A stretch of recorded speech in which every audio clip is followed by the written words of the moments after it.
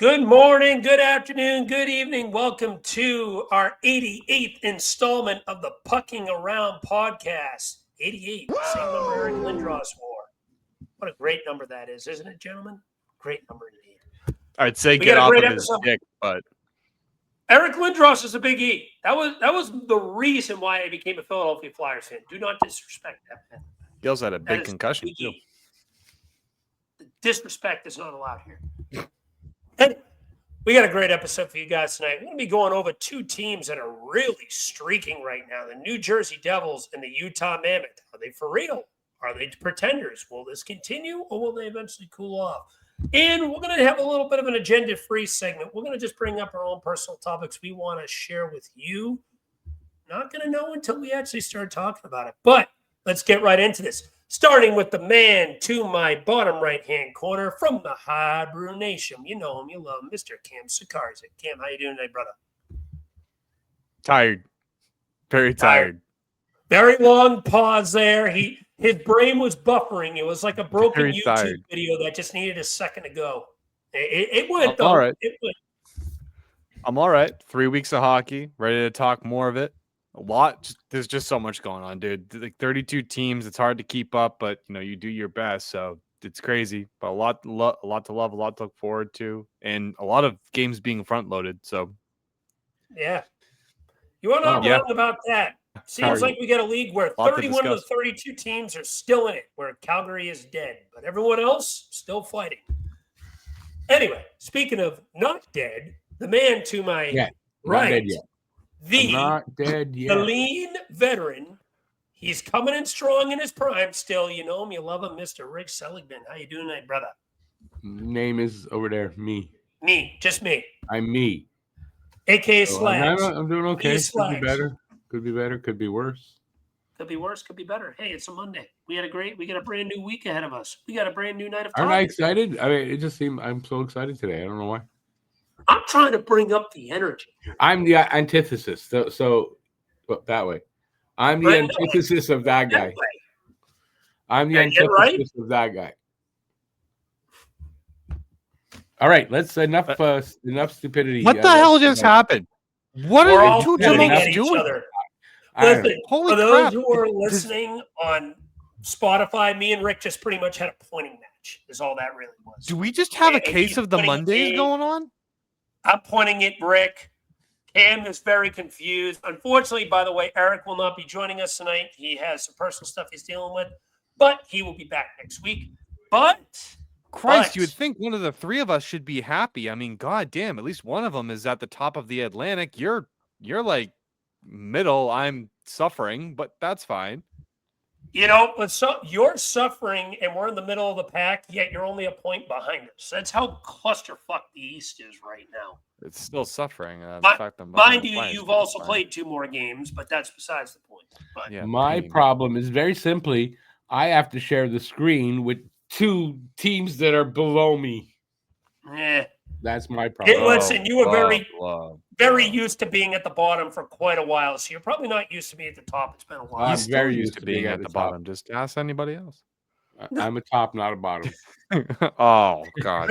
Anyway, Utah, New Jersey, you're on an absolute stupidity now. That was just crazy. All right. Heaters. Speaking of heaters is what we're going to start off tonight's episode with. So we got one team from the East that is on an absolute bender right now. That is the New Jersey Devils, 8-1-0. Lost their opener. They haven't lost since. 8 straight wins. I haven't looked back either. Devils are cooking. They are absolutely cooking. 9 games played. They have scored 35 goals, only allowed 22, plus 13 on the season. Overall, this team just looks like a well-oiled machine. They just brought up Seamus Casey up from he was playing for BC. I don't know where I think he's at the Devils AHL affiliate. But that team looks really good right now, especially on the blue line. And the most shocking thing of all right now, they're not getting hurt. This is the one thing we pegged at them all year. That's what I was going to say. All offseason, they always get hurt. But we're 3 weeks in, they're not hurt. That's what I was going to say, Alex. Until they get hurt. Until they get hurt. 3 weeks. No. Jersey's going to be on top. Just 3 weeks in. I know. Like, listen, a lot can change. We're at the very beginning of the season. Not just We're a only 3 lot weeks in. could change. Not just could change. A lot will change. Come on. Like, we were just talking about this off air. The second wild card to last place in the East is separated by 1 point. That's obviously not going to stay the same all year. That's going to widen significantly at some point. But teams are going to break off. Teams are going to get hot. Teams are going to suck. Yeah. So, but right now it's the only team that's legit and nothing's going to change is the Montreal Canadiens. But besides that, everybody else, you never know. Are they? That's way too confident in Montreal. I mean, they're good right now. I don't doubt it. They're really good. I don't think they're pretenders at all. Dobish, I think, is actually helping carry that, but they're not on a win streak. They're not like the New Jersey Devils right now, who are on an absolute tear. They're not like the Utah Mammoth, who won 7 straight too. Like, those are the only two like active winning streaks in the NHL that exceed more than 2 games. Okay, Like, but I'll just say this about it though. At least what Montreal's doing is sustainable. Is a 950 save percentage sustainable, Rick? Because that's what you're. I said Montreal. Did I say Dobish? I said Montreal. He's part of the team, is he not? Yeah, but what they're doing, winning. He's we're helped talking you a about lot. wins and losses. I just said how they're winning, and look like that is sustainable. 8-game maybe the goal streak, scoring aspect. 7-game winning streak's not sustainable. That's all I'm saying. No, but I think the Utah Mammoth, like, healthy, right? Like, if New Jersey stays healthy right now, they're going to be very difficult to compete against. They've been building that team for a while, and that blue line is pretty scary. Like, it's Pesci, Nemec, like, Luke Hughes, who's, by the way, he's really earning that contract. I was wrong about that. I was scared at first, but he's stepped up and he's earning it. But I mean, they're Dougie Hamilton, lose games here and there. The streak won't. Yeah, but I'm just saying their defense is built hella strong, like Siegenthaler. Yeah. But I mean, they're the team that we kind of thought maybe they would be, like maybe the last 2 years, right? And they just with injuries, and it kind of. So this is the team that's healthy. But isn't Markstrom injured? So isn't Markstrom injured? And and Allen is the main goalie right now. Yeah, but Allen is a good 1B. I'm sorry, 2. Yeah, okay, but I can say from experience, it's not sustainable for him if he's your main guy for a long period of time. That's not. That's all. That's not. But the defense and the offense is going to help them out. Jack Hughes is on a tear. Yeah, listen, but that's a good team, like you said, has been building for a while. But injuries have kind of struck down their seasons. If they can go without the injuries, this should be a top team in the league. So I don't think anything surprises. It's just when will the injuries hit, or will they hit at all? I mean, the same could be argued for Montreal too. Like, it's just injuries are the unpredictable, but a healthy team. I think New Jersey is. I think they're challenging Montreal too, even for the top of the Atlantic or top of the East. So we're not. I mean, we've had a major injury kind of in line 8, but I tell you the truth, I think Montreal plays better without him. Can I just bring this up? Line is not a major injury. You were playing him on the 4th line for a period of time. You were putting $8 million. But it's still Patrick Line and all that. But I agree. I think they play better without Line A anyway. So I don't think we're going to miss him in the. You're going to trade him at the deadline. If there's who's going to take him, you're going to get pennies for him, but you're going to get rid of him to clear up the cap space to go get. Who's going to take him? You're not going to get. The only way you're going to move him, in my opinion, is you got to give something along with him. So we'll see though. At that time, he may come back after the injury and tear it up. Who the hell knows?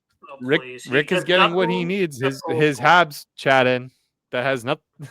Rick's getting his. No, I didn't do that on purpose. No, I didn't do that on purpose. No, it just bleeded into the conversation. It works. And I do want to mention one thing about New Jersey. Now they brought up Casey. They have 4 guys who are considered offensive defensemen: Luke Hughes, Dougie Hamilton, and Simon Nemec. Can they sustain having that many offensive-minded defensemen in the blue line?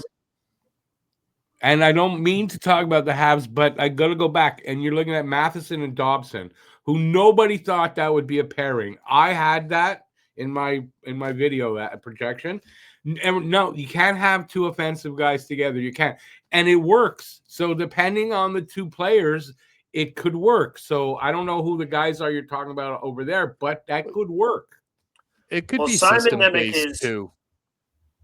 Simon Just to Nemec's a go there, it former could. number. Go ahead. Sorry, Alex. It could be a Try. system-based thing too. So like you can have two offensive-minded defensemen, but at the end of the day, their job is to play defense. It just means that their ability to pinch is probably better than that of a defensive-minded defenseman. So I think it's just how well you're trained in the system to see, okay, you got to know your defensive partner really well in that case. And I would actually argue Dougie is a two-way guy now as he's gotten older. I don't think he's playing as offensively as he would be. He can contribute offensively, but I don't think he's leaning more towards that offensive game. I think he's definitely more of a two-way guy. I won't argue that. He does play a more stout two-way game for sure than he used to. But then you look at Luke Hughes. He's the definition of an offensive defenseman. Simon Nemec has been an assist-making machine to begin the season. I look at New Jersey. I just wonder, is their blue line eventually going to catch up on them from a defensive perspective? Now, don't mind you, they still have two good goalies. Like Markstrom and Allen are not slouches. They are both very good at their craft. And it's a big reason why New Jersey is where they are right now. They have a combined team save percentage of 910. That's solid. I think as long as they don't pair the four, like 2 and 2, you don't have two pairs of offensive defensemen. If you have one as your top pair, like we have, your other two, you can split them up, and I think you do just fine. I don't think that's a problem. It just I wouldn't have two pairings of both offensive defensemen. Though I will say, Allen has definitely outplayed Markstrom in the early parts of the year. Markstrom's struggled a little bit out of the gate. I heard he was injured. Horrible. I heard he actually was injured. Is there anybody else here? Yeah, he's dinged up right now. But even before the injury, he wasn't playing great. Just to Alex's point about they're both old. Just to Alex's point about who they're playing on defense, like, partners wise, I mean, Luke Hughes, according to Daily Faceoff, Luke Hughes is with Brett Pesce, Hamilton is with Jonas Siegenthaler, and Nemec is with Brendan Dillon. So it looks like they have the pairings down with the good back and forth. So it's not like they're putting, four guys who are all offensive defensemen together. So I think they have it down. Yeah, you can't do that. You can pair up two guys, but you can't pair four guys as your top four, all offensive defensemen. I mean I think it might work short term, like you say. Will it go long term? But I don't know. And I mean, Pesce has been playing a lot better too. So I mean, like it's just been a good complete turnaround. And I think Sheldon Keefe, who deserves some credit on the team, like he's finally bringing the team around, and it seems like it's working. I can't do that. I know you can't because he's the lead. He coached the league. Sorry. I'm sorry. You know what? I read something about that. I read a story or just saw a headline about how Sheldon Keefe kind of like moving to the Devils. It unlocked this great coach all of a sudden, and I laughed at that. Now it may be right. I might be very biased against it, but I just thought it was funny. No, I mean, and the early he's showing good results, so I guess I actually have a good point against, not against, but for Sheldon Keefe, and we can get to it later. And it has to, because I do have some topics on the Leafs that I want to get to because they're playing 500 hockey, which is not good, but we can get to that. I mean, we touched on New Jersey. Their offense is firing on all cylinders. We knew that was going to happen. Dawson Mercer's actually stepped up and he's played a little bit better as the third line center. Time. But on the third line, so it seems like that's where he was meant to be. The whole team as a whole is just clicking, and we're just going to see how well that has to go. So I'm rooting for the Devils. I think they've suffered enough, so they can get a. I want to mention what I know they haven't. They won 3 cups in the early 2000s, the late 90s. I don't feel bad for them at all. Sure. I do want to say one name that is an interesting wild card player that came out of nowhere for the Devils. And that's Artsy. I apologize if I butcher this name. You know me with names, so I'm going to do my best here. Arseny Gritsuk. Like, I probably butchered the crap out of it. Any Devils fan that's probably watched this right now is laughing at me. Probably close. I don't know if I said his name right. But this is a 5th-round gem by the Devils. 9 games played, 2 goals, 4 assists. His Corsi is over 56% right now. This guy has been a significant part of this Devils top 6. And he was a 5th-round find. And I can't stress and emphasize enough being able to find those type of gems in the draft and how much more it can progress things with your Kirill team. Kaprizov. Yeah. 135th overall. To to Rick's point with his head coach, Martin St. Louis, he was a 7th round pick. Look at how he turned out. Sorry, Marty St. Louis was what? He was a 7th round pick. He was undrafted. Oh, he was? Why did I think he was a 7th round pick? I'm sorry. I was close. It was 7th round and undrafted. It's almost the same thing. Almost. Hey, Artemi Panarin, undrafted. Yeah. Crazy. Torrey Krug, undrafted. They missed on. When was Kucherov drafted? Wasn't he a late find? Kucherov? Kucherov might have been, yeah. Kucherov was drafted, I believe. He was drafted in a later round. Nikita Kucherov. I feel like he was a late. He was drafted 58th overall in the 2nd round, 28th. Okay, pick. So not a late pick, but again, a find, and he turned into a franchise player. Yeah, like Hudson at 62. That's very similar, right? Yeah. So yeah. I mean, Bergeron was 2nd round. Marchand 3rd round. You can name a lot of those guys on a bunch of different teams that you could do that. But it gets rare when you go into the 4th and 5th round where you find really quality gems. But I think every year there's a few guys in after the 1st round. There's a few guys that obviously teams missed on and should have been always, Yeah, maybe. It goes to their own compete level. No, I mean, I'll give tons of credit to New Jersey. Tons of credit. I'm happy to see it. Not upset about it. It's kind of hard to. I don't think there's anybody I necessarily hate on New Jersey, so good for them. I mean, I'm not a huge fan of Dougie Hamilton with how he left Boston, but whatever. That's water under the bridge, in my opinion. That might make me like him better, but okay. I don't even know what happened. No. He wouldn't sign because Boston wouldn't sign his brother. Like, that's basically what it is. I mean, it's definitely an oversimplification. It's definitely an oversimplification of what happened, but it was a big stink, and his parents were way too involved in the contract. It was there was a whole bunch of rumors and a whole bunch of things that went on there, but whatever. It's water under the bridge. Not going to hate him for it. Whatever. Grow up. It is what it is. You're sort of saying you are, but okay. No, I don't. I don't hold any ill will against him. I did back then, but not now. It's just whatever. Good player. Right.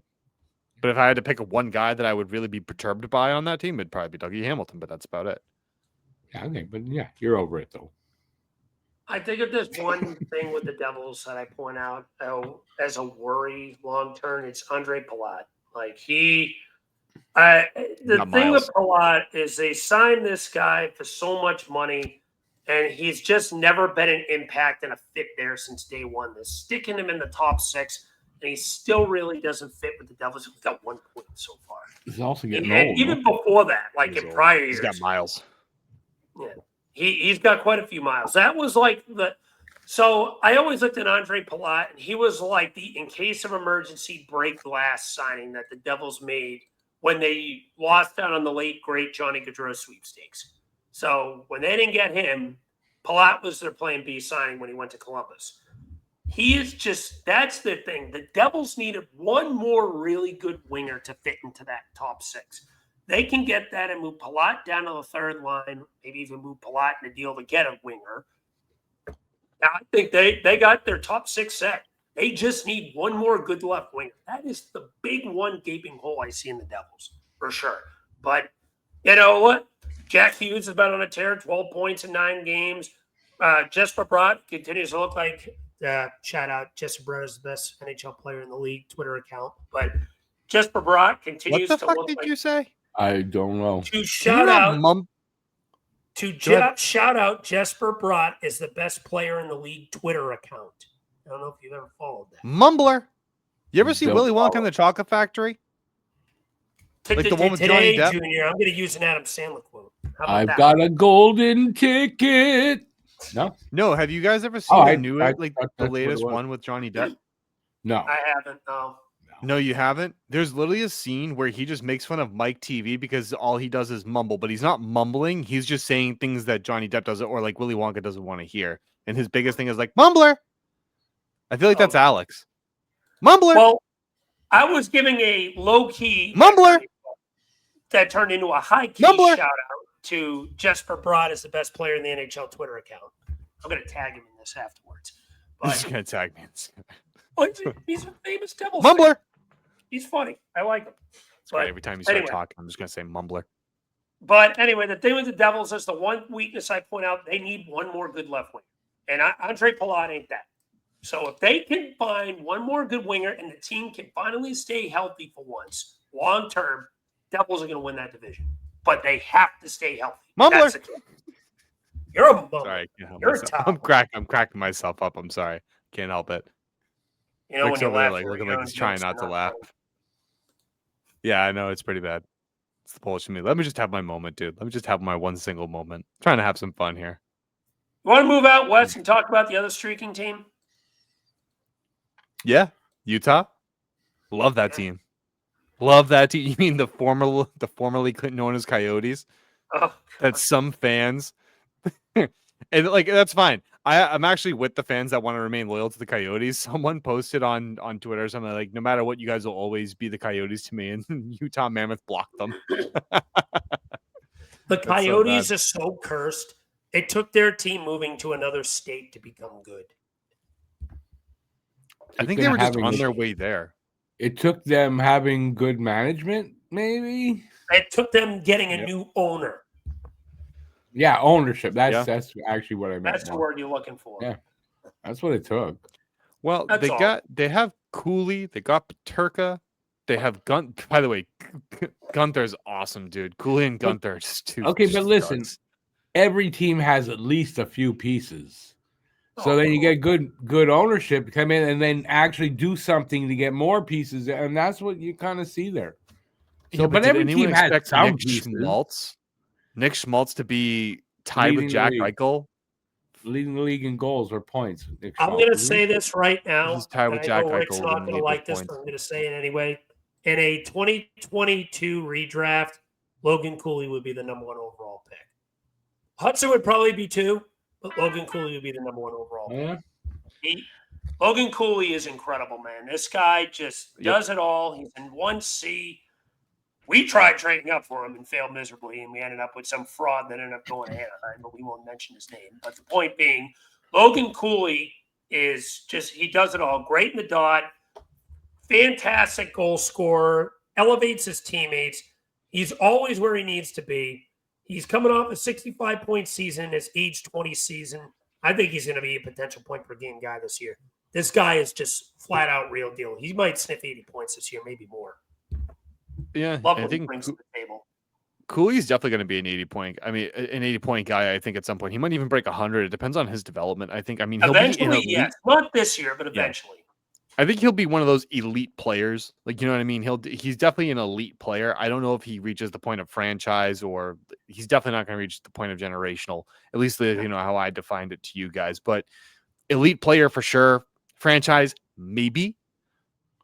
It kind of depends on but he has potential to become a franchise player for them, if not already. And I know people are probably saying, like, what do you mean? He's already a franchise guy. It's just like my personal definition of like how I define franchise players and elite players and things like that. Yeah. It's not to say that, like, he isn't a face of the franchise. It's just like, but what I would define it by. They got Mikhail Sergachev. Yeah, they got Mikhail Sergachev, Sean Dursey, John Moreno, Nate Schmidt. They're all playing very well. Mm-hmm. Goaltender's playing well. I mean, the whole team. The only gripe I have with Utah is that they have predominantly all left-handed shooters. I think they have like maybe 3 right-handed shooters on the forward group. Do you think Shemashev is being thrown into the first pairing a little too quickly? They drafted him 6th overall in 2023, according to Daily Faceoff. Again, don't know how 100% accurate this is, but he's on the first pairing right now. He's only 20 years old. Think that's a little too soon for the kid? Do you think it's too soon for Luke Hughes? For what? For Luke Hughes. Luke Hughes is on the top pair. Yeah, but Luke Hughes is a little bit older. He's what, 23? Luke Hughes I don't think is 23. Let me look that up. Luke Hughes, I think, is like 2021. Luke Hughes is 22. We'll meet in the middle. Okay, so we'll meet in the middle of that. I'd say I was off by a year. Point being, he's at least still had 22 years old. Yeah, Luke Hughes just turned 22. This is fourth. This is going to be his 3rd year in the league. Shemashev, I think he's a rookie. No. I mean, listen. It could be, but sometimes players elevate their game. You never know. Yes, he is a rookie. Looking at it, yeah, it's his rookie year. It's his first year under his ELC. Yeah, maybe. Unless they felt like he was ready to take upon that role. But don't forget, man, I think he's also working with a bunch of other, veterans. So like Mikhail Sergachev is a pretty damn good veteran. John Moreno, very damn good veteran. There's a lot of good veterans on that team that I think he could build off of and learn from. So like I think there'll be growing pains, but too early. It's up in the air for me. I can't really pin it one way or the other. I'm always about protecting young players. Like I want to give them viable minutes, and I'm all about that for young players that are coming into the lineup. But when I think of that for a defenseman, I'm thinking second pairing. For a forward, I'm thinking middle six. I don't want to put them into a position too high right away, unless if they're like a special breed of talent, like a Macklin Celebrini or a Connor Bedard or a Connor McDavid or Sidney Crosby to go even further back, or players like that. Players like that are the exceptions. But when you get a guy who you have a high first-round pick, yeah, I'm not saying you're setting him up to fail, but you might overwhelm the kid a little too early, putting him into that type of position by just giving him first pairing minutes, because doing that, you're setting him up against the top lines. You're setting him up to play against in the critical moments of the game. You want to put that type of pressure on a 20-year-old. Like, I understand that some players are built differently, but is he that type of but you player? want to know what, Alex? He's 6'5", 203 pounds. He's a big kid. I don't know. I feel like he'll have a bit of an easier time adjusting because of his size. Maybe, but I don't know. I'm not gonna. I want to see. Talk to me again at Thanksgiving when he has a bit more games under his belt. Then we could take a look at it, and then we could say whether or not it was too early. He's playing. But I don't hate it. From an offensive perspective, not to go. I mean, obviously, defensemen shouldn't be just measured by their offensive play, but he hasn't registered a point yet in 10 games. Now, again, offensive defense. I mean, he's not necessarily an offensive defenseman, but it's just something to point out. But other things I like. I don't think with the offense that they have, I don't think that's. I think that's the least of their worries with him. I think if he could just play I think if their defense could just play shutdown defense, then yeah, that's fine. Because you have JJ Peterka, Clayton Keller, Dylan Gunther, Nick Schmaltz, Logan Cooley. They're all like that team is on fire. Like they're Who's he paired up with? Who's he paired with? It's a good question. He's paired with Sergachev. Yeah. So again, basically an offensive defenseman. So you got more of a stay back. I mean, that's a natural pairing. And in that role, you might say maybe a rookie D is okay, especially a 6'5" guy. Just has to stand in front of the net or whatever. He's also learning from Mikhail Sergachev, who won a cup. If I'm not mistaken, he won with Tampa, right? He did. Yeah, that is correct. So I think he won 2 cups. That's experience. I think he's won 2 cups with Tampa, actually. I believe he was there. I mean, that's experience you can't buy, and I think that's something that the kid could take to heart too. So I'm pretty sure they sit on the bench whenever they're off the ice, and they're just looking like, all right, hey, here's what you got to do in this situation, that situation. It all depends on whether or not Shemashev can learn, and if he can, great. If not, well, So that becomes I don't think it's too early yet. Another thing I want to point out when it comes to the Utah Mammoth, JJ Peterka. Good job, Buffalo. You fucked up again. This guy's on a point per game pace, or just about. 10 games, 3 goals, 6 assists. He's been great for them. Glove fit. 5 points his last 3 games. Just to throw that out there, too. They're so stupid. Good job, Buffalo. And they got Kesselring. I believe Kesselring is still out with injury. Buffalo, LOL, as I call them. But hey, the Sabres at 9 points through 9 games are tied for a playoff spot. Yeah, with practically the entire literally everybody else in that division or conference. How many seasons have the Buffalo Sabres done that, where they had a good first 20, 30 games? You thought, oh, it's their year, and then they just go straight down. Rick, I'll answer the question simply put with this. Yes, that's how many seasons they've done that. Yep. Yes. So it's only 10 games in. Well, on the Habs part, it's too early to judge some of these things. Oh, of course. I don't know. You can really judge Buffalo because one of the players in that trade is injured. They traded Paterka for Josh Doan and Michael Kesselring. Michael Kesselring is considered day-to-day. I don't think he's played much in the way of many games for Buffalo, so that's a problem. And Josh Doan is a third-line guy, but you traded, I think, one of your first-line right wingers, left wingers, or whichever it is, whatever side Paterka plays on, for that. You're not getting full value, I think, out of Kesselring at this time. So I Buffalo right now, as it sits, is losing that trade. Shocking. Oh, another trade. It seems like they're losing. Look at how Dylan Cousins is playing in Ottawa. Yeah. Meanwhile, Josh Norris is hurt again. It's more like if you hear, it's more like if you hear Buffalo made a trade, you know they're losing the trade. Yep. Just like that's what it is. We're gonna have to definitely touch on Buffalo in a few minutes. I just want to finish up Utah. Actually, I don't even know if there's much else to say on Utah. They're playing very well. I think they're going to be a playoff team, Stanley Cup contender. I don't think so yet, but they're definitely making very quick strides to becoming them. I'd say in the next 1 to 2 years. Okay, but being no, I'm talking about Utah. Utah being at the top of Buffalo. Do you think Utah being at the top of the league is like that's sustainable for them this year? They won't be at the top of the league, but I think they'll be a playoff team. I'm actually with Cam in that. Yeah. In my predictions we did at the beginning of the year, I picked Utah to make the playoffs. I did it last year too. I was a year early, but I've been on board the Utah Mammoth train for a while. Alex, I still stand by this. If not for Jersey Marino getting injured, they were going to make the playoffs last year, 100%. Both of them were out for an extended period of time. I like what the Mammoth have done. They've got some legit talent there. Clayton Keller is one of my favorite non-flyers in the league. I love Clayton Keller. Have his jersey. Love him. Yeah. Great winger. Great player. Love that logo too. But yeah, not much else to say on Utah. I think they're going to be a good playoff team, probably contenders within the next 1 to 2 years once they get a little bit more experience under their belt and once they can get a little bit more solid. Maybe at goaltending, I think their defense is fine. I think their offense is fine, but I think their goaltending needs just a smidge more. Do you trust Banachek? They're going to add, obviously. Do you trust Banachek for a whole season? Yeah, and I wouldn't go as far as saying contenders in a couple of years, but playoff team and like that. But I don't know about contenders. I think they're on their way. Random thought here. How many damn former New Jersey Devils goalies are playing around the league right now? You have that's not a fair question.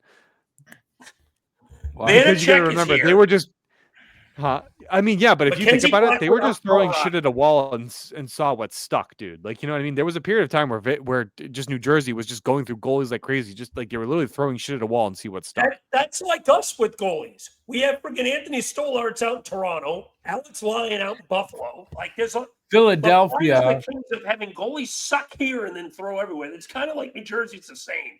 What Philadelphia? That's been their big Achilles heel for so many years. Is goaltending. They can't find goaltending. I can't wait till we let Sam Ersson walk after this year, and he ends up succeeding somewhere in like fucking Boston or Tampa or the Boston Isles already has Swayman. Yeah, watch. They're going to trade Sam Ersson to the Edmonton Oilers. He's going to go win them a cup. Yeah, that's what'll happen. Wouldn't that be just a bitch, isn't it? Like that would really suck for you. FYI, they were playing Calvin Pickard, who yet again another former Flyers goalie. It's because you guys go through so many goalies. I remember one season. I don't remember. It's a while ago. Where you guys went through like 7 goalies in that season. 8 goalies. And yes, that was the 2018-19 season. That is still the NHL record. I think there was another season farther back. It was longer than that ago. But yeah, it's a hit. It's in your history. Listen, I didn't even mention Bobrovsky. Enough said there. The 2-time Vezina winner. Enough said. If I mention him, it's just a fucking epidemic. Didn't you also have Ilya Bryzgalov at one point? Ilya Bryzgalov, yes, and he was too busy looking at the universe. I think it's because of I'm bad with names, so this is not unusual that the name I'm blanking. It's because of that freaking fucking guy that you had for so many years. What's his name there? The goalie I hate. Hextall. Ron Hextall. Having Ron Hextall as your goalie, that jinxed you for the rest of the time. Listen, for goalies. Ron Hextall, the goalie, I love. Ron Hextall, the GM, no shot in hell. Ron Hextall, the person. Well, I don't know him as a person, but Ron Hextall, the Fuck personality. that guy I anyway. hate. Fuck him. I hate him. Fuck that guy anyway. Ron Hackstall, the person? I don't know him. Fuck him. Fuck him Dave anyway. I Hextall, want to know. you know my opinion on that man. I'll say that. Yeah, but Yeah, that's we not don't the need same. another 30-minute long Alex Yeah, rant please. on Ron Hextall. Oh my God. Dave Hextall. Let's not get him started on Hackstall or All anything right. I else. know. I can't. I don't have time for that bullshit. Nobody has time for that bullshit. Ain't nobody got time for that. I mean, No. nobody got time for one of your rants tonight involving Ron Hextall. Well, you mentioned it. Let's bring up the Buffalo Sabres. They're 4-4-1. They're playing 500 hockey. Have they woken up a little bit, or is this just fake? It's the Sabres. No. It's the Sabres. Yeah, I got No? until they actually do Zach something. Benson's good though. Until they actually do something and they go really deep, at least really deep into the season, where it looks like they're going to make the playoffs. At least that. Then maybe I'll buy into it. But too many seasons I've where been they on were. board the Zach Benson train since the day he was drafted. I said if we didn't get Michkov, the next two players I wanted were either Ryan Leonard or Zach Benson in that 2023 draft. Yeah, you've I been love better off probably. Both of those players. Now, mind you, we still have Definitely. Michkov, so I'm happy. I know But Zach Benson's really good right now. he's a playmaking machine. He's a small, fantastic playmaking machine. He's got 7 points in 6 games right now. He's actually helping them out a lot. If anything, Oh, I agree. Benson's keeping the Sabres' hopes alive. You know who isn't keeping the Sabres' hopes alive? Josh Norris. God What a almighty. shot. Another great trade by friggin' Kevin Adams. Fucking bozo. As if But he what wasn't was- already injury-plagued in Ottawa to begin with. Good job, Adams. We knew that, though. That's what drives me crazy. People were saying, oh, Cousins. What was it? Eric said that Cousins in a vacuum is not better than Josh Norris. I'm like, well, it's kind of hard to tell that because Norris is injured all the time. So right now, I'd He's actually not argue that wrong Dylan from a Cousins. talent perspective, but the thing is, Norris is always hurt. So There's nothing to really prove that, though, right now. That's the difficult piece. There's nothing to prove The that. old saying, You no, can't- I yeah. hear you, Cam. The old saying goes, the best ability is availability. Enough said. That's fine. All I'm saying is you can say in a vacuum Norris is better than Cousins, but right now there's no proof or evidence to even to suggest that because Yeah. Norris is always hurt. There's no comparables. Yeah, it's Very more good. speculation that he is than anything. Yeah. So as far as I'm concerned, Cousins is better. So I don't know, but I agree. Buffalo. Buffalo. Ugh. You know what's bad? You just want to see them succeed. I'm just so sick of it. Like, Boston's not making the playoffs, so like I'm fine with them taking 7th or 8th place. But you want to know what? At least give the spot to fucking Buffalo, who's been suffering for 14 years. Like, I'm Gotta sorry. earn Like, can't you agree at some point that it's just like they gotta make it? Yeah, at No. some point, but they just can't seem like it can get over the hurdle. They're the New York Jets of the NHL. I've said that. It's not gonna be handed to them. You got to do the right No. things to make it. No, obviously not. It's not going to be handed them, but don't you just think that at some point you just wish they would get it done? Did you see how much their tickets are going for right now? $8. $8. I've seen that, the nosebleed tickets. Okay, That's wait, bad. yeah, and that was on a resell, so maybe they just want to get rid of them. But yeah, I mean Yeah. that's crazy. $8. That's like when I The was season when I was tickets are young. going for $25. Rick, so for shits and giggles, Kara and I actually looked up a couple games prices. Those aren't just people that is a consistent price. They're literally selling them for $8 Okay, but what seats? consistently. Not on the bottom. Oh, No, nosebleeds, but still but nosebleeds. still no. Today that's $8. yeah, that's $8. Do you want to Yeah, put it in perspective? Despite how the Bruins are to start their season, do you know what their nosebleeds go for? You're still looking 100. at almost $100 a game. Yeah. So you're telling No, me $8? It screams of desperation of a team that needs to fill up their arena, so they want to get bodies in there. Please see our games. Oh my God. Please come see our games. We offer $8 seats and we're going to give you free beer and popcorn. Do you know how many people will still show up? None. Yeah, I know. That's what I was It's going like to say. what the Next, it's hurricane free used hot to be. dogs or something. They're going to Yeah. offer free food. Yeah. Yep. Like, it's bad, dude. Like, it's just Just- I want them to do a little bit. Just make the playoffs. I was actually one of my coworkers, dude, right? He is a Buffalo Sabres fan. And he said the same thing Rick does. He goes, I'm not going to believe it. He goes, they can go on a 20-game win streak. I won't care until they make the playoffs. That's how bad it is. Yeah. Because So it's like until they make the playoffs, it's nothing. They've come close. They've had some good half seasons, first half of the season where you got, they're for real. And they just dive bomb right after that. And it's kind of consistent when they do that. So, yeah, unless they make it to the playoffs, I'm not going to believe they are anymore. Because I picked them a couple of times in the last year to actually do that. And they just like, forget it. I'm not buying this team again. There's a reason why I didn't do it either. Next year. If they miss the playoffs again this year, next year, I'm putting $100 bet that they're going to win the Stanley Cup next year. I'm just going to do it. Because could you imagine what that payout's going to be? Bill and lighting it on fire. What was that? That's the equivalent of taking $100 bill and just lighting it on fire. I know, but could you just imagine the payout if they actually did? Yeah, you're probably looking at about $100,000. Like, I'm just going to do it for shits and giggles. Just. I'll save up like 10 cents a day just to put that bet on, just to see what happens. 10 cents a day. That'd be $1 in 10 days. Yeah, that still wouldn't be enough. That's $36.50 after a year. Whatever. Just did math. $1 a day. $1 a day. Okay, that makes would do Buffalo makes Buffalo a Stanley Cup champion. $1 a day gets the Sabres away. Oh yeah, it's not even a bet. It's not even a bet just to make the playoffs. You're talking about a bet to win the cup. Yeah, fuck it. Oh my god.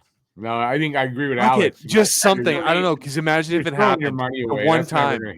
They go 15 seasons without making the playoffs, and all of a sudden, bam! There they are. They're right there in it. Donation, I guess. Again, that's right. different. No. Am I living in delusion? 100%. Yes, 100%. I'm not denying that. Yeah. I just think it would be funny. I just want to see what the payout what that would be. Like I said, probably honestly to win the cup, a realistic number, I bet you it would be like plus 15,000. So it'd be like a $15,000 pay. I bet you. Probably, I'd imagine that. I'd do it. Fuck it. I got a particular player I want to concentrate on, and this, we talk about sophomore slumps in the NHL. My guy is kind of going through a sophomore slump start.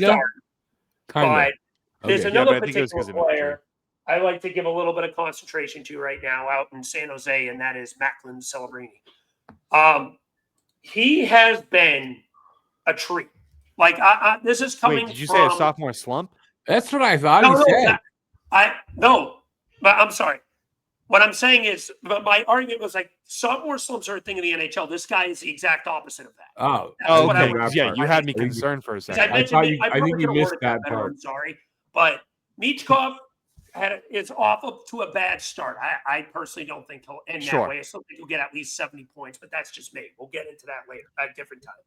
But I think he's going to get around 60, who is the exact opposite of that, Macklin Celebrini, in his second year in the league, is third in points. He's only behind Jack Eichel and who's the guy from Utah? Nick Schmaltz. Schmaltz. That is probably the least likely name I'd say. But Jewish. Yeah. Don't make fun. Macklin Celebrini. Now, this is I put out a post on Twitter. By the way, did you guys know Nick Schmaltz is Jewish? Like, fun fact by Rick. Schmaltz, that's Jewish. Yeah, yes, it is. I didn't expect that to be the point of conversation, but yes. No, neither did I. But Rick, Alex, you have a good point. I agree with you 100% on Macklin Celebrini, dude. My point is this is what I thought Connor Bedard was going to turn into. Yep. When Connor Bedard was first coming into the NHL, I was pointing him as a generational talent, like the next everybody was type talent. Personally, me, like he got all this hype. He was breaking records out in the junior leagues. He was an incredible talent. Is Macklin Celebrini have the potential to be that quote unquote generational talent? I mean, Bedard has 8 points in 9 games. I'm not willing to And throw I'm not Bedard saying, completely. before you continue, Cam, I'm not saying Bedard's been bad. He's off to a good start to the season. No, But doesn't but it this is feel just kind of, quote unquote, for what you expected out no. of This is Bedard, just to put it into underwhelming? perspective, though, Alex. Alex, this is just to put it in perspective. Like comparatively speaking, yeah. Like Macklin Celebrini in his sophomore year is 15 points, 8 games. Connor Bedard in his third year is 8 points in 9 games. Yeah, it does make you wonder, like, is Bedard not the talent that everyone thought it would be? It's a good question. The only difference I think between the two is that I think Celebrini has a lot better talent, I think, around him. I don't think there's really much in the way of Chicago that's helping Bedard out. Also, Bedard, not great at center. They got to figure that out. So They might move him to wing. I actually agree Yeah. with that take. They might, but I don't know. We'll see that down the road. But the thing with Celebrini, you're right about one. They have a lot of good young talent. I don't think they have any Yep. veteran talent that really fits with him. But like you have a Will Smith. I mean, Tyler Toffoli's not exactly young, but he's still William Eklund. Huh? I think they have William Eklund. I believe that's his name.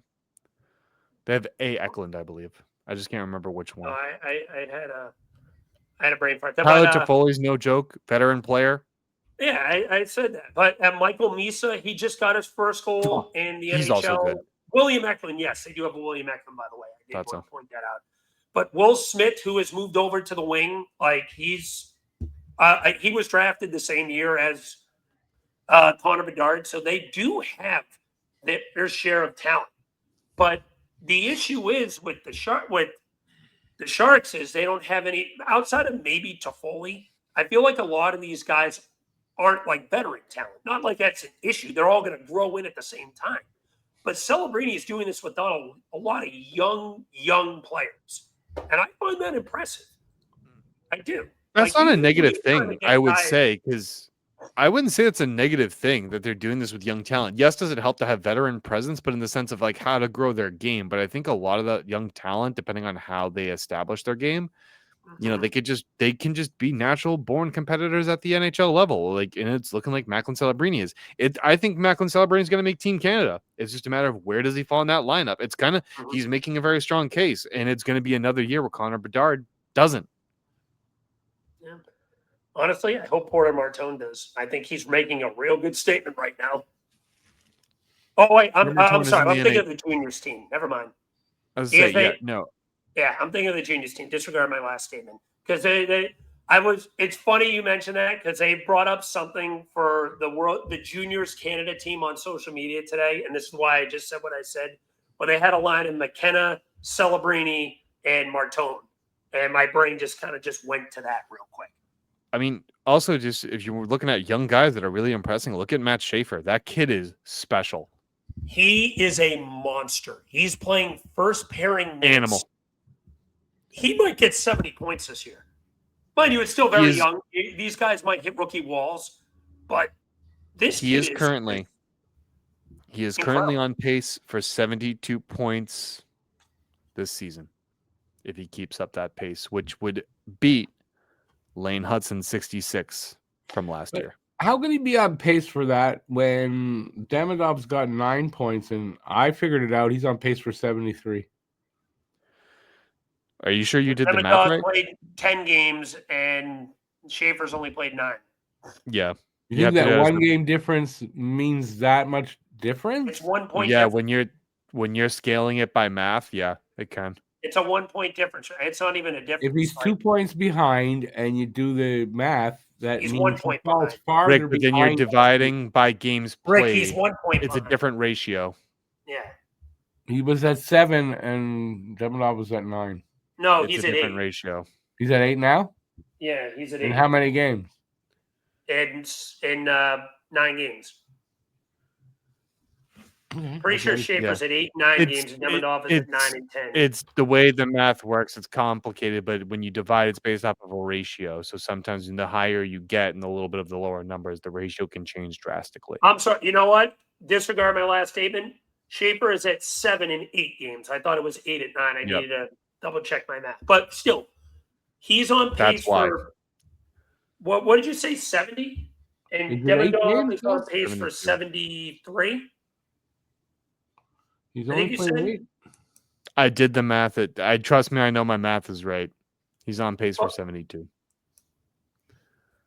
I want to do math now. But point Right. being, if they're that close, Schaefer's going to win. But I mean, it's way too early to make any call to predictions. There's a kid out in Detroit. I'm blanking Even on if his name. Demidov, I'll say this, even if Demidov, who is impressing as well, by the way, like definitely no question, but he's on the second line. I think Schaefer is on the second pairing, I think, from according to Daily Faceoff. But I think, if he scores 60 plus points, it's going to go to Schaefer. Yeah. I want No. to. No, depends on what Demidov does. If Demidov scores 80 and he gets 60, no. Oh, no, I still think Schaefer does. If Demidov More gets time on ice. 70 and he gets in the 60s, then yes, I agree with that. But the defenseman has to be within a certain – it can't be like 20, 30 points behind. Sorry. Isn't it ironic? Rick was on the other side of this argument. And I last said think the same thing. He's And I younger. said Schaefer's the younger same thing. by a year.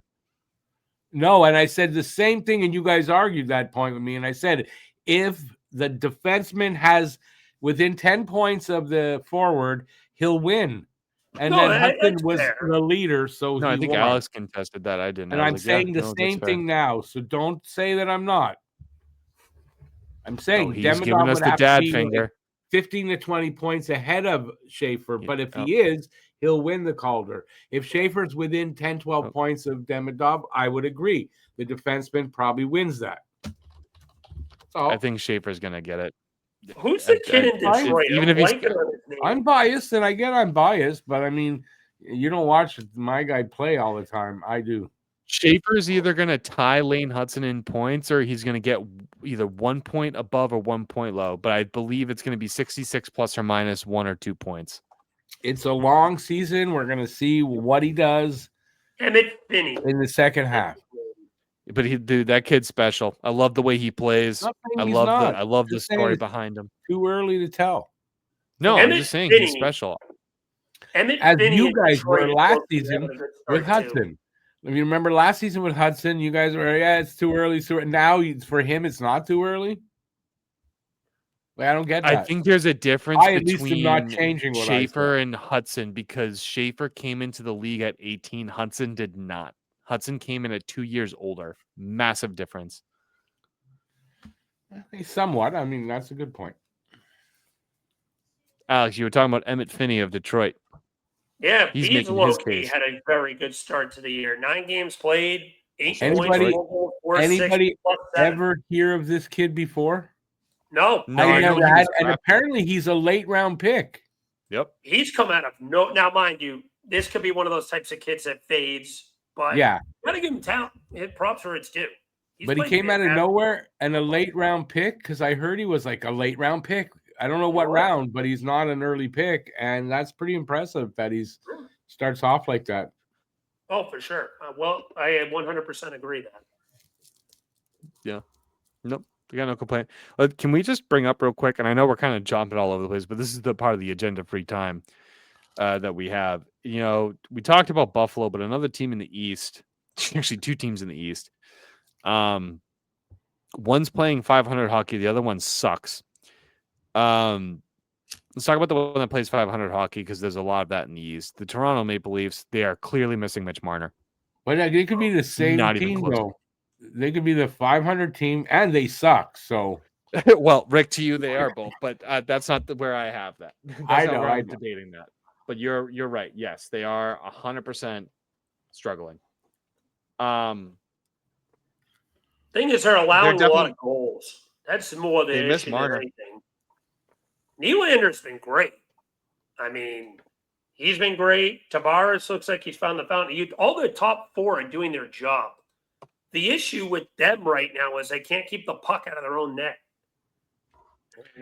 That's defense obviously or an the issue. goalies? The defense Matthew Nice is filling right into that, new big 4 guy. I know Caden Primo is winning. A lot of goals. Both their Caden Primo is winning. Caden Primo's won a couple of games for them. Like that's. Aiden Primo is 2-0-0 with a 3.46 goals against average. Let that. Oh, there you go. He's got 2 wins, but 3.46. That That's ain't crazy. good. Yeah, that ain't No, gonna, that's not sustainable. That's not sustainable. And that's Caden Primo's. That's about right for his goals against the way he was here. Toronto's definitely scoring, but they only have, I think, a -2 or 3 goal differential. So it's just the fact is the coming from goaltending. their top guns. They're not getting any secondary scoring. Oh, I actually can contest that. Matthews has 8 points in 9 games played. Nylander has 14 points in 8, or I think it's also 9. Sorry if I messed up that stat. They're not getting anything from Matthews. It's Matthews that they're not getting anything from. Is that a surprise? Matthews That's has 5 goals, 3 assists, and 8 points. He hasn't been Matthews-like, but I wouldn't say they're getting nothing from. The big issue is their secondary guys are doing he's nothing. a superstar, generational superstar. How is that? No, he's not generational. He's no, Alex. But you got to understand, he's the captain of the team. He's had 100-point seasons the past couple seasons or something like that. No, I'm not. And this is how he's going to start. Underwhelming. I'm not disagreeing. He's underwhelming. No heart. When you say he's doing nothing, that to me tells me he has like 3 points.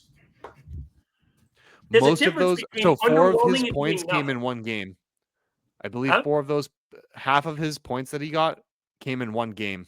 Yeah, I'm sorry, but Austin Matthews in how many games? 10 games? I'd have to look at his game by game. He should have 10 plus points. That's the kind of player he's supposed to be. Yep. He has. So Matthews, no, that's actually incorrect, Cam. He's only had 1 multi-point game this whole year. In that game, he had 2 goals. He's had 2. No, he's had 1. I just looked at it. Incorrect. He's had 2. October 18th against Seattle, he had. Oh, I lied. No, he had 1 point. He had 1 assist. That's it. Yep. I'm literally looking at it. The only game he had a multi-point game this entire season was against Nashville. He had 2 goals. Doesn't matter. He should be doing. I'm not saying he's not been up to expectations. All I'm saying is there is a difference between sucking and underwhelming. Okay, wait.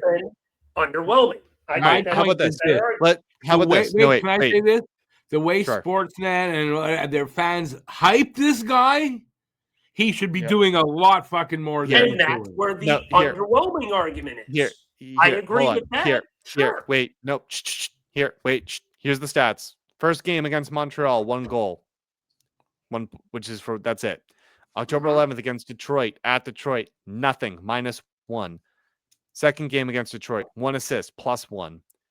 Nashville, that was his only 2-point game. Alex was correct. He had 2 goals, +3. That's a game that you expect him to play. Also, in Detroit, you also expected him to play better than that. Because John Gibson is not doing it for them. And Cam Talbot's standing on his head. You got to play better than that against Detroit, in my opinion. New York Rangers, 1 goal, 1 point. I'll give him a little credit there because Shesterkin's an unbelievable player. The Seattle Kraken, again, 1 assist, 1 point. New Jersey Devils, nothing, -2. Buffalo, 1 goal. Really? Buffalo. And a game they lost to them, by the way. Yep. First one. Yep. Second game. First Buffalo at Toronto. 1 assist, 1 point, +1.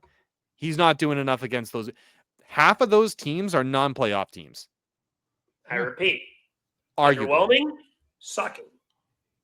That's sucking, in my opinion. So he's got 8 points in 9 games. It's still over a 70-point pace. I don't think you're going to tell me any player. No, I'll give you that. Over that. I'll agree with Alex. It's underwhelming. I say sucking because I hate the guy, but it's underwhelming. I understand that, Rick. You hate anything Toronto. Right. No, but especially him. But it's underwhelming. And he shouldn't be like, why is he underwhelming? Okay, I'll give you one back. I'd say great guy. Is underwhelming and extremely disappointing. David Pastrnak, who is definitely on a non-playoff team, 10 games played, 13 points. And he's not underwhelming. He's been great, as usual. Several multi-point games this season already. It's just he's been great. No one is arguing. Pastrnak have to do with Matthews. Pasternak has 'Cause something they- in his chest there that Matthews doesn't have. between his chest. Listen, He when tried so hard not Pasternak to say it came between out, his I legs. don't remember what game, but he asked the coach, "I'm going to go fight the guy." He knew he was going to lose, and he went out there to stand up for his team. He's got Chuck. heart. That's right. He's got heart. I had a lot of respect for Pasternak for that. People look, Alex, I don't necessarily disagree with you, I guess. Like, yes, it's underwhelming, but also it's sucking compared to like what you expect out of him. But Right. that's I guess where underwhelming fits. Hit what you expect that, and that's exactly what my definition of underwhelming is. You That's fair. expect All right, I'll more give you from that. him. Doesn't mean he's playing quote unquote bad per se. There's such per the whiners standard of an and NHL player. braggarts. There's such whiners and braggarts and all that. No, he is sucking. I'll say that, All right. but it is For your underwhelming, and that's right. You have to tell me this. If he does not score 100 points this season, what are you going to do? What's your argument? I mean, if you tell me Austin Matthews gets 95 points and 55 goals, you gonna get mad at that? Anyway, I'm going to answer and saying No. he's missing Mitch Marner. Well, that's Mitch not Marner. 100 points. He's definitely missing Mitch Marner. Oh, of course. Yeah. That, again, completely separate argument. I'm not disagreeing with that. He absolutely is missing Mitch Marner. Yep. You're losing a guy who's put up 100 points in his career. So the question maybe should be, how much of Austin Matthews' success does he owe to Mitch Marner? I mean, gonna be probably a predetermined. little bit of it. Mitch Marner's a fantastic playmaker. That would be a dumb comment if you don't agree with that. But Austin Matthews isn't a bum either by any perspective. He's Like, not I'm a gonna bum. say that he's having an awful year. And without Marner, he seems to be not Austin Matthews. So maybe, I mean, like I said, underwhelming. I can agree with that. yes, but maybe that's the player he is, and Marner actually elevated him. And you know what? You might be right. I'm not necessarily. I think even I might be arguing. right. We'll see. We'll see. It's still Maybe early it in did the have season, something to but do with it. But I won't say he's sucking, because sucking to me would be he's you're got right. like a 45-point season. no, you're right. I say sucking because I hate the guy, but no, And you're right. that's It's fair. underwhelming. It's underwhelming. He should be getting more, but still, 70 points from any player is a good season. Ladies and gentlemen, this Toronto Bash Fest was brought to you by Taco Bell. Taco Bell, when you want to drive somewhere drunk at 1 a.m., please go to Taco Bell. Their food will hit hard, and then you'll fall right asleep. Taco Bell. Holy Also shit. brought Shut to you up. by Talking Habs. The home of Come on, that Hate was a Louis. good fake advertisement right there. Taco Bell, you need to pick us up as a sponsor after that one. Yeah, I don't think so. Oh, man, that was funny. That would be awesome. Alex, actually, you Taco bring up Bell. a good point. That's all I was saying. I'm not trying That's to a say fair point. I agree with you guys that he needs to do more. That is a completely separate argument.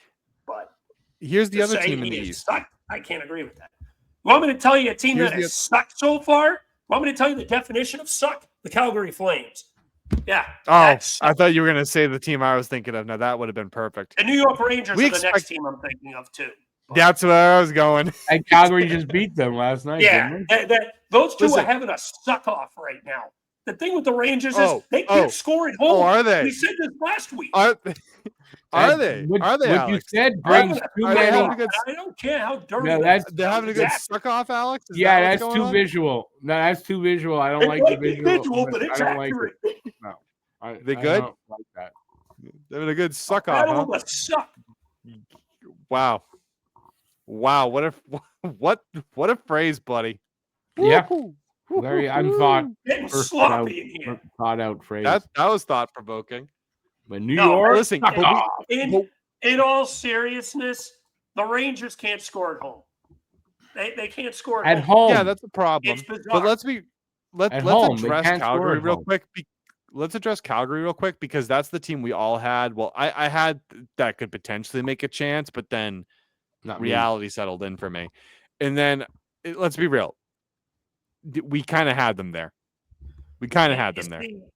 Calgary is the same exact team they were last year, except one massive difference. Dustin Wolf isn't bailing them out anymore, and Dan Vladar is gone to fucking not bail Dustin Wolf out. Yeah, that's They're I not don't getting think the it was- goal, anything near the goal. It's not Dustin Wolf's fault, bro. It's that It's team not, just no, I'm not it's blaming Dustin garbage. Wolf. I'm not blaming. That's not what I'm saying. I'm not blaming Dustin Wolf. But He he's has not been able to great. Don't save get me them. wrong. He's been bad. He's He's been part not- of the issue. But the issue is Calgary can't score. And they couldn't score last year Yeah. either. The That's difference the is issue. Dustin Wolf bailed them out of those games when they couldn't score. This year, they can't score, but they don't have the goaltending to bail them out. That's my argument. Well, he hadn't been able to, but he's playing a little better now. But still, you're right. They can't score. And a team that is getting around 2 goals or less a game average is not going to win very many freaking games. It's not going to happen. No. But listen, at least it's not as bad as that. Like, sure, Calgary, we know they're in danger because with what's going on with it's gonna bug me. Rasmus Anderson, right? He wants out. I thought they Nazem signed him. Kadri's Didn't they Rasmus sign Anderson? in the offseason? Didn't they sign him or the No, contract? Rasmus Anderson's still on an expiring He wants contract. out. Okay, okay. I thought they signed him. I thought they had. I don't know why. He's getting moved at the Nazem deadline. Kadri's No doubt old. about it.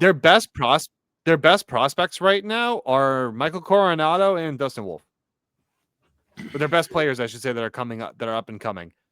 Yeah. And they just signed Mikael Yeah. Granlund again. Or no, not Mikael Granlund. Michael Backlund. How's that Farabee and Frost trade working out for them, by the way? Boy, did Danny fleece them. Yeah. Wow. Talk about a Fleece. suck job done by that GM. Wow. Conroy, Horrible. Thanks for taking that $5 million contract. That was a friggin' anchor on our system. I love Joel Farabee, the person. I hope the kid succeeds. I wish nothing for the best with him. I've said it on Flyer. I'll say it here again. Something ain't right with him. In his last, let me give you a quick statistical breakdown with him. Dating back to his days here in Philly, in his last 125 games, he has 38 points. Oh, God. In 125 games. That's He was signed to be awesome. a top 6 forward. yeah. That's fourth line production. That's enough. I don't even think you need to go even further than that. Like, he was signed as a top 6 forward. You don't. Yeah. Like you can fourth keep line. that brief. Like, you know what I mean? All Like, you you don't need even need to go deeper. Like, it's nuts. It's stupid. And Morgan And then you have the Frost. Rangers. And Morgan Frost out in Calgary, the king of inconsistency. Doesn't Just matter. like in They're not Philly. performing. Yeah. They're not performing. No. You don't even need to bring it up, dude. It's not perform. They're just not performing. Like, No, but I do. anyone could have saw that coming a mile away. That Morgan Frost and Joel Farabee were not going to do well in Calgary. Anyone could have saw that one coming. Their whole system is shit. Sometimes a change of scenery, but yeah. Listen, when we played them not too long ago, they were getting 1.57 goals per game, and that's crazy. So Calgary had a 5-goal game against the Rangers. It bolstered them all the way up from last in goals scored to last in goals scored. They have they have 2.1 goals per game now. 2.1. Oh, but again, right? I mean, you can't win with that. I mean, there's no team can win with that little. But like I said, this goes back to the underlying issue with the Calgary Flames. They don't have enough offensive talent. They cannot score. Yeah. Jonathan Huberdeau is not worth the contract he got. There's already God, talk no. about trying to trade some Kadri. Obviously, Rasmus Anderson's wanted out for about a year plus now. This team needs this. They need to bottom out. This is the NHL that needs this. Rick, you want to know what your point about a fresh start is? Trevor Zegras. Trevor Zegras is the guy you think of as like, oh, you want to know what? It's not necessarily Anaheim. I'm sorry, it's not necessarily Zegras. It's the situation they're in. Like, you want to know what I mean? Like, there, I'll give you. Like, Zegras going to Philadelphia is probably the best thing that ever happened to Zegras because Zegras has that talent. And then when he got that fresh start, boom, look at him. Sergei Bobrovsky needed a fresh start. Went to Florida. Boom, 2-time Stanley Cup champion. Like, sometimes, like, yes. But guys like Farabee and Frost. Okay, but wait. No. I got to just say this. With Bob, it wasn't boom. The first few years of that contract, you wondered if that was not going to be a bad contract. And then, they and when the cup and everything, that changed everything. But he struggled the first few years there. So, come on. Yeah, well, so did the team. But, like, there are definitely cases where I agree. A fresh start, like, yeah, get you sometimes somewhere. I said they needed a change of scenery. It doesn't always mean the change of scenery works. Mm-hmm. You want to know who really needs a fresh start? The entire New York Rangers. Where are they going to move the entire fucking team? Because Rangers fans chirps in Calgary. But no, but do you want to know how many fans must be bashing their heads on their TV screens, watching their $12.5 million goaltender do well. Shesterkin's doing very, very well. He's been the best goal, arguably the best goalie in hockey so far. 100%. 100%. He's doing his job, but then you have to watch your offense just suck and then your defense be eh. Yeah, well, I point to the GM. Like, you're getting outplayed and outclassed by many teams that you should probably be better than. Drury ruined that team. He ruined the morale for sure. The gift that keeps on giving. Yeah. Really glad that you guys brought JT Miller years after his prime back. Oh, and then you gave up a potential lottery pick for him. So Vancouver's really going to be worried now because they have your first round pick. And it's unprotected. You schmucks. You dumb schmucks. I don't think it's protected. Yeah. The gift that keeps on giving, the New York Rangers. Yeah, it was imagine. I actually have to double check that. I think Artemi Panarin, if they are gonna suck, Artemi Panarin's gone at the deadline. Yeah, I could actually agree with that. If they continue to play like this, he might be out the door. Yeah, he might not want they to might not have a choice because he's a UFA, and it sounds like the contract talks aren't even going well. Yeah, if he doesn't want to resign there, they have to move him. Or if the Rangers suck again this year, that team might want to look in the mirror and say, our window might be already closed. Like, sorry, if Panarin leaves us, we've already got an aging I lied. core to Vancouver does not have their first round pick. Huh? I lied. I'm sorry. Vancouver does not have their first round pick. So I apologize. But the Rangers may need to consider a rebuild soon, especially if they move Panarin. Did one? No, they didn't do a rebuild. They did a half-assed one with Gordon. Don't say it was half-assed. It would have been. It would have worked if they didn't fire Gordon for nothing. No, it was half-assed because they ended up getting bailed out by Panarin and Fox wanting to go there. That wasn't a rebuild. A rebuild is what you guys did. A rebuild is what Chicago and San Jose is doing, and what Anaheim. I know the whole league. The Rangers did Gordon. a rebuild. The whole league credits Gordon for rebuilding the Rangers. So I don't. The league. Oh, by the way, the fans are back to hating Alexis Lafreniere. I'm like, dude, your whole offense isn't just. Your whole team just sucks. Yeah, he still hasn't come around. Still, I mean, they just signed him to a long-term deal last year. Good money, and he hasn't really come around. I'll take him. Fine, give him to me.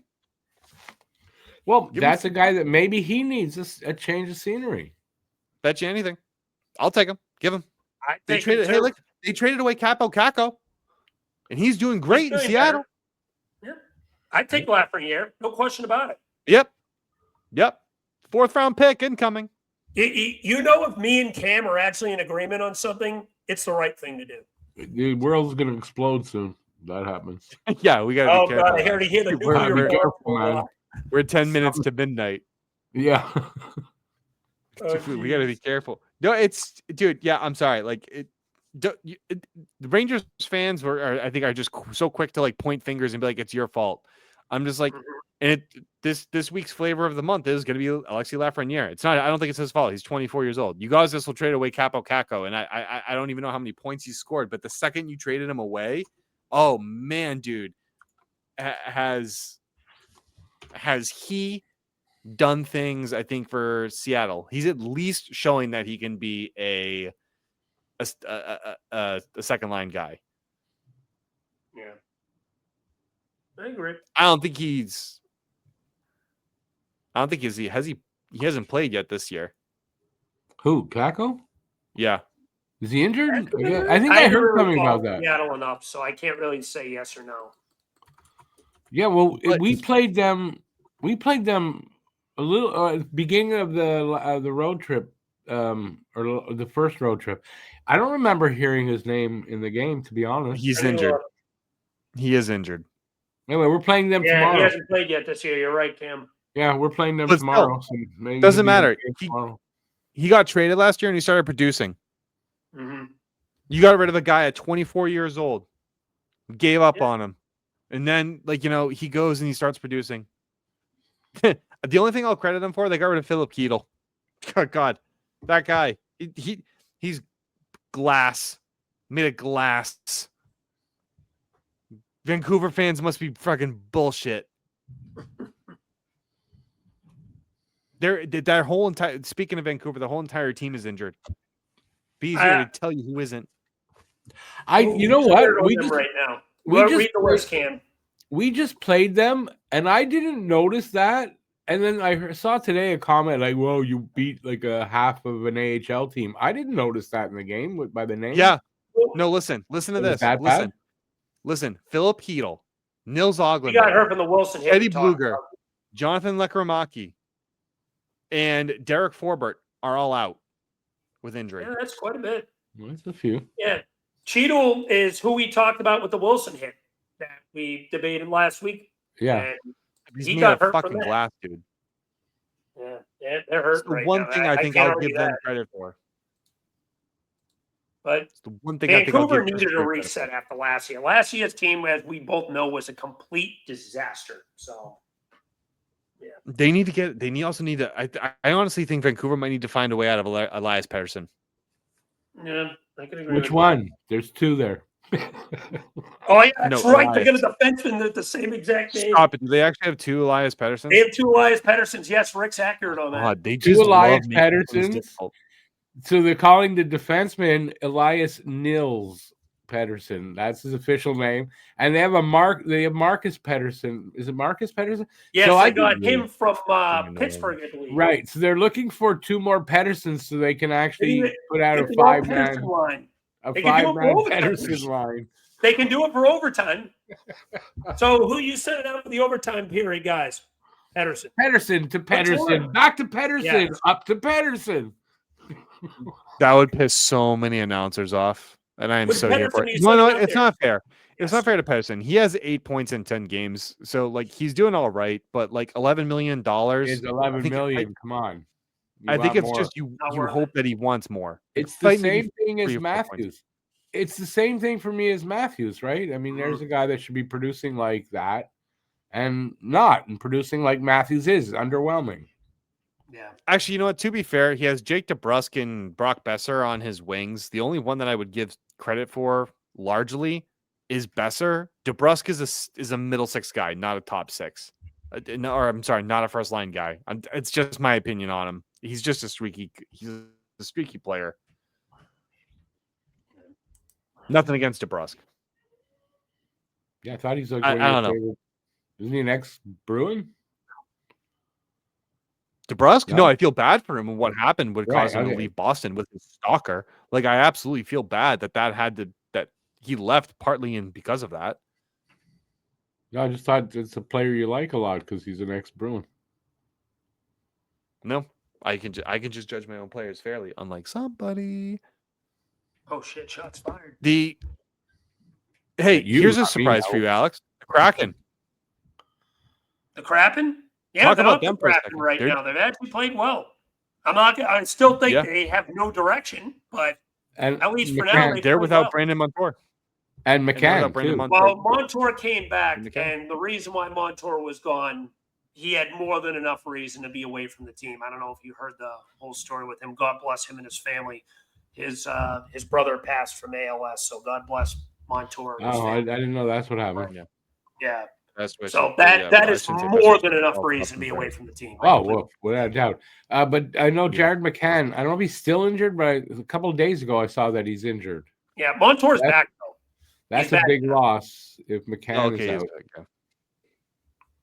McCann was hurt. Yep. Yes, he didn't play when we played against Seattle last week. I know that.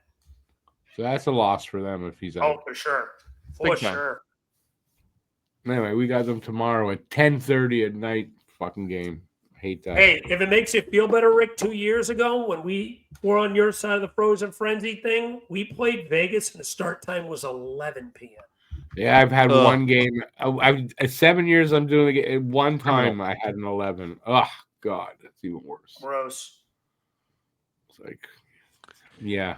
2 more surprises. Yeah. Chicago has a playoff spot.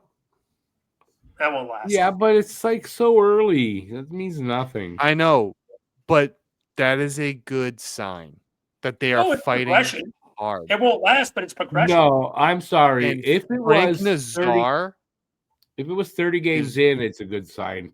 8-10 games in, I don't think it means anything. It's a good sign that they're fighting because they're playing good teams. Well, the players want to win, you know.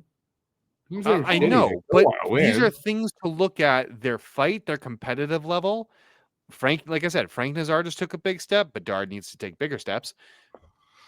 But they're trending in the right direction. It also helps that Spencer Knight has been unreal. By the way, sensational. If someone else comes and tells me that the trade for Seth Jones was a win-win for Florida and Chicago, I'm going to smack someone in the face because it wasn't. Florida did not need Seth Jones to win that Stanley Cup, period. Do you want to know what they gave up? You know that for sure? Oh, 100%. Buddy, the third line produced all of those points.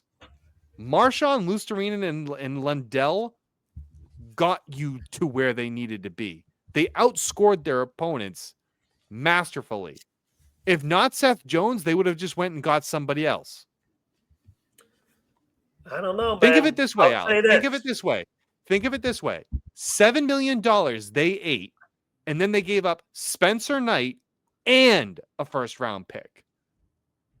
I mean, arguing it's an overpay versus arguing that Seth Jones didn't help win them a cup are two different arguments. I can probably agree with you it's an overpay. Yeah. That I'm with you on. But I do think Seth Jones was a good piece of that Florida team. If I remember correctly, they were dealing with their share of injuries prior to Seth Jones coming aboard. Yeah, so, yeah. And he was an immediate fill-in. If I remember correctly, I'm going to agree. Too. I agree with Alex. But my point is that there are other defensemen also available, but you chose to take on a $7 million contract. That's why I'm saying it's not a win-win. It was a win for Chicago because they got a future goaltender and a first-round pick, and they relieved $7 million. But it might have been. Ask me who won that trade. It's a bigger win for Chicago because they got the young goaltender that they needed. That I can argue. But it's still a win for Florida. I think Rick's hitting a hammer on the nail right now. So I can't say it's not a win for Florida at all. They filled a need. I don't think so because I still think you win that cup without Seth Jones. Their defense Sam Bennett was popped off. Obliterated at the time they made that trade. And I understand your argument that they could have made additions elsewhere, but Seth Jones fit on that defense like a glove at the time. Now, his impact in the playoffs, that can be argued. But I do think he was a significant add-on for that team. I do. Yeah, significant enough, I think. So. Yeah. I think you could have gotten. If you want to argue Chicago got more value, sure. Yeah, they definitely did because it's a young goalie. The young goalie that he's quality and you can go forward with him. I think that's more value, personally. Yeah. I think it's also the first round pick too in 2026 because look where that's looking. It's looking pretty good for them. Okay. It's not top. But it's an overpay. It's an overpay, but it doesn't. That's why I say Chicago won it. But an Chicago overpay, definitely won it in the long term, even in the short term. I think too because wait a second. Yeah. Let me get this. I'm obviously a Habs fan, so in Canada with the dollar and everything, sometimes we have to overpay to get what we want. Does that make it? Sometimes you have to overpay a little bit, but if you're getting back quality in return, it's okay. It's still a win. Yeah, I have no argument with that. That's why I say that. I just don't want people. It's a win-win. It's not a win-win. I just had enough of people telling me that taking on a $7 million contract long term for a guy that has been historically bad on defense. He played good with Florida, though. He did, yeah. Yeah, and who's to say I don't see it sustainable. That's fine. I just don't think I just don't like when people tell me also that he was the reason that they won a cup. He was not. The third line wasn't. Not the only reason. Oh, of course, but the only reason. The third line was probably the primary reason why Florida won. But you can't say they were the only reason either. Who's the heir apparent to Bobrovsky? I mean, that's a different argument. Florida don't give a damn right now about who's the backup They're there? in a win now. But who is the backup there? Didn't they just get a dude from They Columbus? had Brandon Bussey, but then they got rid of him, and Carolina picked No, him they up. got a dude from Columbus. I'm blanking on who it is. Tarasov. Oh yeah, Tarasov. Yeah. Yeah. So maybe they see something in him. And listen, if anyone's able to find players that are better than what we think, it's Bill Zito. Enough said. Yeah, sure. Colorado OT merchants. Yeah, it's looking overtime. like it. It's looking like 4 it. overtime losses. Well, I got to ask you a question on that. So it's the top 4 teams are New Jersey and Utah, and then it's listed as Colorado, Montreal. Montreal has 7 wins. Colorado has 5. How is Colorado listed above? Points. Points. It's the OTL points. Bullshit. No, they're tied in points. But games played. No, actually, no, that Games ain't it played. either. We're tied. Oh, wait, regulation wins. But we Regulation got wins. 7 wins to their 5. It's Regulation wins. You have 4 regulation wins. They have 5. That's but a tie. why does it even go to that if we've got 7 wins to their 5? That's how the NHL does because it. Because you won tiebreaker. because you won 3 of those in overtime. That's why. Doesn't matter. That's That's been the rules for a while, buddy. Whether I didn't you know want that, to but agree I mean, with it or not, Rick, I understand. Yeah, I probably think it's I agree. stupid That too. could be But crap. that's the rule. Yeah, that's stupid though. That Because really you guys stupid. have basically gone all the way down to the point where you need to get there. No, but we got 7 wins. They got 5, so we got the same amount of points. We got 7 wins. That should trump whatever else. I understand I would think. you're not wrong, but the NHL rules state the first tiebreaker is regulation wins. So That's the way it dumb. is. What do Even you expect from overtaking this league? actual wins. And I shouldn't expect more from this league. Oh my I'm not God. surprised. You're not even in the same fucking conference and you're crying about it. It does not impact your I'm not crying about it. your I didn't playoff understand. Of course, I just didn't understand why. It didn't make sense to me why. That's all. Oh, well, then now you know why. Yeah. But I never noticed it, I 4 guess. OTLs is a big one. It shouldn't trump the team that has 2 wins more. We have 2 wins. This is more. ironic. This is ironic, Rick. The next 2 teams that are behind them with 3 OTLs are the Kings Pittsburgh. and Knights. Oh. I can't wait till the Kings fall off because that's not going to last either. I still think that decor is ass. How about Pittsburgh? I don't know. Pittsburgh's right behind us in the stadium. Why is Pittsburgh playing good right now? How could that be? What? You're supposed to suck. You know, it's a good thing. I hope they keep doing this and just miss the playoffs because then they'll lose out of the McKenna sweepstakes. There you go. You No, know they'll what? still somehow end up with McKenna. Somehow. Just somehow, dude. They're going to end up with McKenna. I hope No, I think Pittsburgh is the first team out of the playoffs. Okay, wait, real quick. Do you remember when I told you guys that I was in a Twitter discussion with Dan Powers and he was saying that Malkin wasn't worth the first overall pick? You mean first round? Or I'm sorry, not a first overall pick. Sorry, a first round pick. Sorry. Yeah. No, I And have then- to back so to there's that. I agree 100%. Yeah, so there's speculation now that Rust and Raquel might be worth a first round pick. So I'm like, oh, so if that's what those 2 are worth, what is Malkin worth? And Malkin's going off. I think all 3 you could argue are worth first round picks. Maybe Yep. Rust is closer to a second, but the other 2 are first round picks. Sure. Yeah, So I agree I'm with not that. trying I to agree rub with it what in Alex anybody's said. face at all. Yeah. Like I'm not. I I'm don't know just that saying. Brian Rust is worth a Yeah, he will. first round pick necessarily. No, I'm just trying to remember the guy's going off, and at his age, yeah, he's worth that in my opinion. Yeah, Chicago. Yeah, not Chicago. Sorry, Pittsburgh confuses me, dude. I don't even know why they're trying to be that competitive. I mean, it's hard not to be, Crosby. considering because Win your tank. No, it's- I'm telling first you, of all- because of Crosby. Players don't tank. I understand that. And So- I'm glad they're not because they're going to be awful very They soon. play to So win. enjoy this little hot streak. Fuck yourself out of a They- they- Play to win, and you got maybe the greatest leader right now in the NHL right now, and Crosby driving them. It's just, is it sustainable? I don't think so.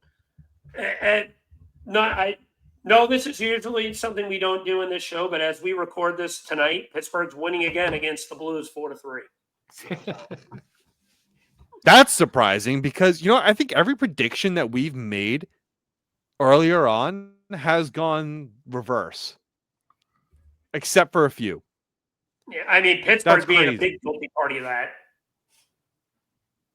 I'm not upset that Pittsburgh. I like Crosby.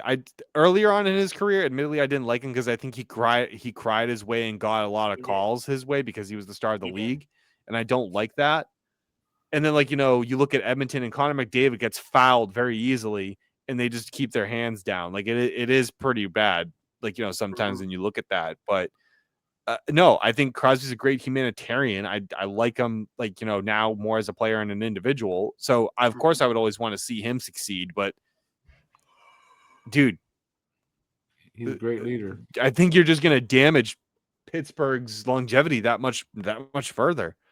But Thank you. it's not sustainable. I doubt it's sustainable. So, I don't. By the end of the season, they're not going to be in the playoffs. Like I said, I hope they're just good enough to be out of the top 11. That's all I care about. Let them rot. They're still gonna somehow get McKenna. They use black magic. Somehow. Yeah, let's hope not. No, I think Calgary might land McKenna. I don't know. And then That's McKenna's my going to pick request right a now. trade immediately. I would have no issue with Calgary getting McKenna. That is an organization that deserves a star. I'd love to see him end up there. They had a star and then they traded him. What do you think they're going to do with McKenna? Oh, yeah, good point. What are you going to do? And then I think San Jose is going to get the second overall pick and they're going to take that right defenseman. I think everything is just going to, the stars are going to align and then they're going to take, everything is just going to work out. And the Bruins San are Jose somehow needs going a to D-man drop 30 that would be the best thing that could happen to them. That dude, have you seen that kid, that right defenseman that's being Dupont? that could challenge McKenna? So they're saying that this kid could challenge McKenna for the first overall pick. I heard something about that. DuPont's he's some Russian dude. He's an animal. So, and they're saying that he could challenge McKenna for the first. Well, honestly, Cam, when you first said a few weeks ago that McKenna wasn't impressing to your degree, and I thought you were crazy, but as I've watched the last few weeks, he's kind of had a James Higgins type of start to the year in college. I'm not saying he's bad. Not everything I say is bad, Alex. Not everything. A lot of he's it, not but bad, but he's not bad, but it makes you wonder, is he going to be the type of player that, that was projected first overall, a great talent like Higgins was projected, and then he's just going to fall? Higgins that happens last year, and that happens it happens every year. Players rise and players fall when at the end there, The only scary thing about McKenna, though, is that if that happens, because he's getting comps to McDavid and Crosby, that's what scares me. Because if he does the pressure fall, on the kid, yeah. And then what if though, right? Let's just say he does fall. Whatever team gets him, and then he does turn out to be a Crosby or a McDavid, or at least close, a franchise, definitely a franchise player. Mm-hmm. The drafts are gambles, right? You're only projecting it, and he's playing at Penn State, right? Mm-hmm. Yeah. There's not much around him in the way of Penn State. I think he is that talent on that team. So take it with a grain of salt. I am very glad what we have around Porter Martone. He's been a machine at Michigan State. Machine. Good.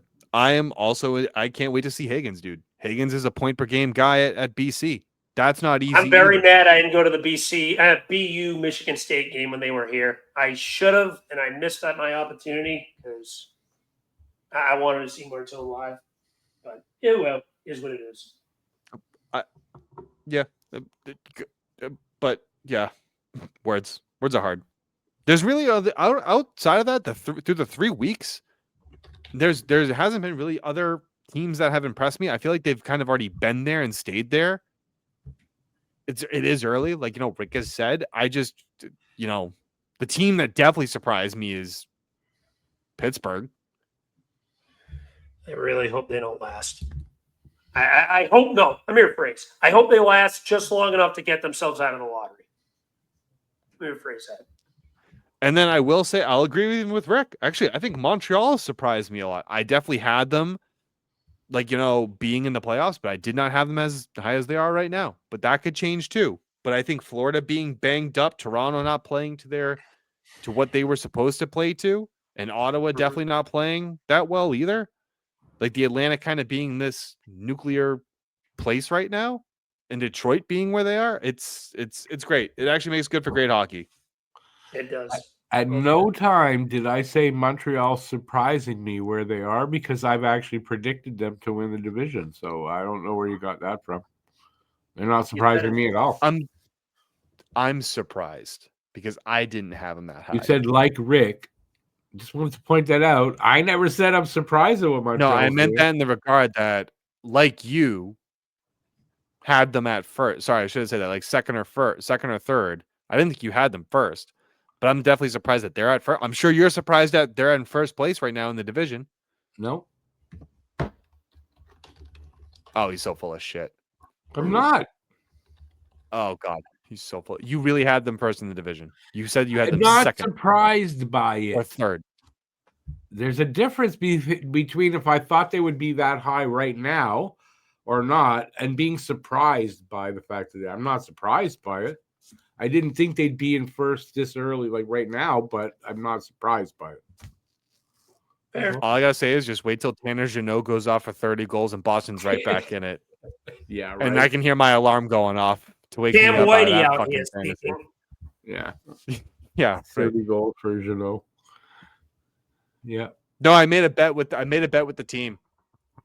So Whitey said something about, if Jeannot scores 30 a hat trick against Florida, and I'm like, never gonna happen. So I told him, like, if Tanner Jeannot scores a hat trick at all at any point in time against Florida this season, I will buy a jersey and I will go on Pap or Highbrew and I will do nothing but glaze on that man. And did he score a hat trick? No, He did not. He You're did safe. not. So you're safe. So there we go, guys. Final There we thoughts go. before we close out. Good conversation. Tomorrow is Frozen Frenzy, and I look forward to seeing all 32 teams play. And Frozen Frenzy needs to happen more. It is a great concept by the NHL. It should not just be a once-a-year thing. They should do this at least 3 times a year. It's a great way to grow the game. Alex, can you correct me if I'm wrong about that? They do have something similar to that the NFL does, right? With Red Zone. Yeah, so Because- the NFL has something called Red Zone, where they alternate through all the games throughout the day. The only difference is the NHL's version, they're starting a different game 15 minutes ahead. So the Flyers-Penguins was originally supposed to be the only game at 6 o'clock, and then I think Toronto was supposed to play at 6:15 or 6:30 or something like that. They pushed their game back to 6 to pretty much cooperate with the Blue Jays and Dodgers World Series game. Oh. But the way they were doing it, every 15 minutes or every /half an hour, it was kind of a mixture of the two, they were starting another game. But the NFL, they have all the 1 o'clock games and 4 o'clock games starting at once. But the concept is like the NFL's Red Zone. It's great. Need more of it. Yeah. It's a great. All right, my Fair. final thoughts. I love my team. Love them. And the refs fucking suck. So My final status thought. quo. And I mean all the refs, by the way. There's no longer a good ref in this league. Okay. All right. Well, ladies and gentlemen, that's going to do it for episode 88 tonight of the Puck Around Podcast. Don't forget to like, follow, subscribe. Don't forget to comment. And we'll see what your thoughts are. We do respond to them. If you want to reach out to us, don't forget to reach out to us at don'tpuckwithmedia.com. You can also find our blogs there. And we will see you guys next On the other week side. for episode 89. Promise that you'll kiss me.